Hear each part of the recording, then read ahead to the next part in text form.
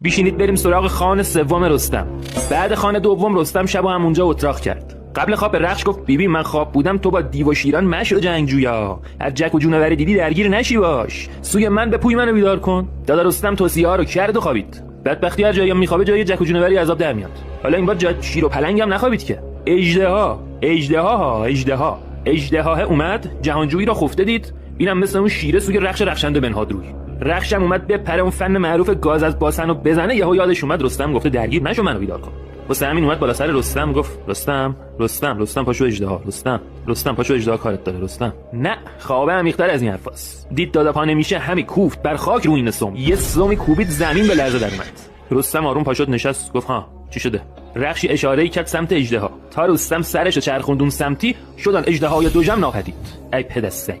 رستم ابا رخش بر خیره پیکار کرد، دعواش کرد بچه رو. گفت برو بگی بخواب توهم زدی بچه. دوباره تا صدای خراپف رستم بلند شد ز تاریکیان اژدها شد برون. باز رخش اومد پیش رستم، همی کند خاک و همی کرد حقش خودش رو به این ور اون ور انقدر کوبید تا دگر باره بیدار شد خفته مرد. رستم نشست عصبانی نگاه به رخش کرد، بعد پاشد واسطاد. بیابان همه سر به سر بنگرید، این ور نگاه کرد اون ور نگاه کرد، نه به جز تیرگی یه شب به دیده ندید. اژدهای کثافت دوباره پیچیده بود.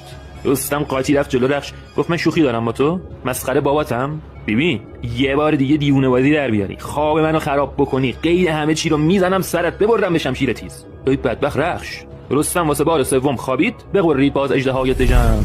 دراز بیشرف باز پیدا شد. رخش موندیم وسط. گفت اگه بمونم اژدها جرم میده، اگه رستمو بیدار کنم رستم جرم میده. واسه همین چراگاه بگذاشت رخشان زمان. رفت سمت چراگاه گفت به من چه هستن بابا باسان لق جفتشون. ولی یه لحظه برگشت دید اژدها داره به سمت رستم نزدیک میشه، بچه دلش طاقت نیاورد. دوید سمت رستم و خروشید و جوشید و برکند خاک. زنالش زمین شد همه چاک چاک. رستم پاشد دیگه جایی رو نگشت. گفت اسمت نخواستیم بابا این شمشیر ما رو بده. شمشیر داشت میکشید بیرون، چنان ساخت روشن جهان آفرین. خدا یه جوری فضا رو براش روشن کرد که پنهان نکرد اژدها را زمین. اژدها هی زور زد غیب بشه ولی نمیشه. واسه همین زیر گاز روشن کرد، زمین کرد پر آتش از کارزار.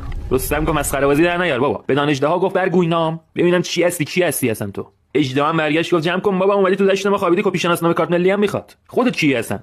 چون این داد پاسخ که من رستمم، ز دستان و از سام و از نیرمم، به تنها یکی کینه بر لشکرم، به رخش دلاور زمین بسپرم. حالا داشتن سرش میبرید، حالا شد بنما رخش دلاور. رجزش خوند و براویخت با او به جنگ اژدها. رستم و اژدها درگیر شدن، یکی این میزد یکی اون آتیش مینداخت. چو زور تن اژدها دید رخش، داداشم رخش دید کار واسه رستم داره سخت میشه، پرید و اون گاز معروفو گرفت بالاخره. بدرید کتفش به دندان چو شیر.